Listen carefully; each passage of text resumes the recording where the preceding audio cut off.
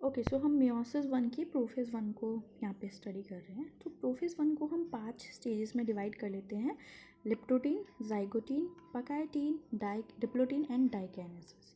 Okay, so अब इन पांचों स्टेजेस में होता क्या है? अगेन ये प्रोफेज की स्टेजेस हैं, तो इसमें सारा जो है बेसिकली क्या होगा कि क्रोमोसोम्स की कंडेंसेशन होगा मेनली। ठीक है, मेनली तो यही होना है क्योंकि माइटोसिस में भी हमने क्या देखा था, क्रोमेटिन से क्रोमोसोम फॉर्मेशन होता है इस दौरान। सो इसमें वो सब भी होना, उसके अलावा कुछ एडिशनल स्टेप भी होने हैं क्योंकि अगेन ये माइटोसिस तो है नहीं, ये डिफरेंट है। This is reductional division. ठीक है, तो सबसे पहले जैसे कि हम लिप्टोटीन में देखते हैं, तो ये इस डायग्राम को जूम करके हमें यहाँ दिखा रखा है। एक क्रोमोसोम को बेसिकली हम स्टडी कर रहे हैं। सो ये जो दो कलर के जो क्रोमोसोम है, इसका मतलब ये दो अलग अलग क्रोमोसोम नहीं है। हम मान के चलते हैं, लेट्स से जो ब्लू वाला क्रोमोसोम है ये क्रोमोसोम नंबर 1 है, और जो पिंक वाला ये भी क्रोमोसोम नंबर 1 ही है। अगर आपको याद हो तो हमारे सारे क्रोमोसोम पेयर में एग्जिस्ट करते हैं। सो ये बेसिकली एक पेयर वाला है और ये दूसरा है। सो ये दोनों ही एक्चुअली में क्रोमोसोम नंबर 1 है, बट ताकि हमें प्रोसेस आसान से समझ में आ जाए इसलिए हमने इनको दो अलग अलग कलर्स दे दिए हैं। ठीक है, सो ये हमारा क्रोमोसोम नंबर 1 है। प्रोफेज 1 जब बिगिन होता है, पहला स्टेज आता है लिप्टोटीन।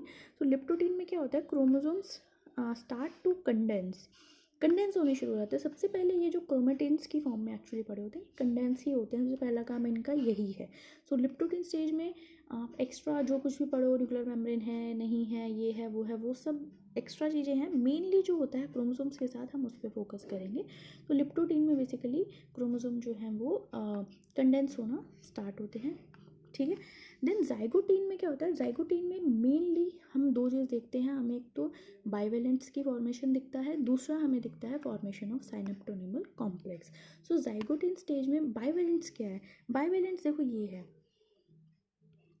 ये जो डायग्राम है ना, ये बाइवेलेंट्स का। बाइवेलेंट मतलब ये है कि दो होमोलोगस क्रोमोसोम साथ में आके खड़े हो गए हैं। अगर वो साथ में आ गए हैं, पास में आ गए हैं, यानी क्रोमोसोम नंबर 1 अपने दूसरे वाले पेयर के पास आके खड़ा हो गया है, सो ये इसको हम बाइवेलेंट बोलेंगे, और कुछ नहीं है। साइनेप्सिस फॉर्मेशन कब होता है? जब ये दोनों बिल्कुल करीब आ जाएं। देखो अब ये वाला जो क्रोमोसोम है, जो दूसरा क्रोमोसोम है, ये दोनों एकदम करीब आ गए हैं। ठीक है, बीच में एक छोटी सी सेपरेशन लाइन हमें दिख रही है। सो ये जो पास में आ गए हैं, इस स्ट्रक्चर को हम साइनेप्सिस बोलते हैं। बाइवेलेंट्स मतलब ये एक बाइवेलेंट है, ये दूसरा बाइवेलेंट है। ठीक है, ये दोनों जब पास में आके खड़े हो गए हैं तो ये साइनेप्सिस फॉर्मेशन करते हैं। साइनेप्सिस इज नथिंग, कोई तोप नहीं है। साइनेप्सिस बस ये है कि ये दोनों क्रोमोसोम आपस में एक दूसरे के पास आ गए हैं। ठीक है, ये पास कैसे आते हैं? By synaptonemal complex. So synaptonemal complex basically एक प्रोटीन स्ट्रक्चर मान लो। कुछ प्रोटीन्स हैं जो बेसिकली इन दोनों क्रोमोसोम्स को पास में लाके इनको इस तरह से उन्होंने मतलब साइनेप्सिस फॉर्मेशन कराया है। सो बेसिकली कुछ प्रोटीन का कॉम्प्लेक्स है सेनेप्टोनिमल कॉम्प्लेक्स, जो कि साइनेप्सिस को कॉज कराता है। कोई इसमें बड़ी चीज़ नहीं है, इसको डिफ़िकल्ट लैंग्वेज याद करने की भी कोई ज़रूरत नहीं। हमें मेनली क्रोमोसोम पे ही फोकस करना है, क्रोमोसोम्स के साथ क्या हो रहा है।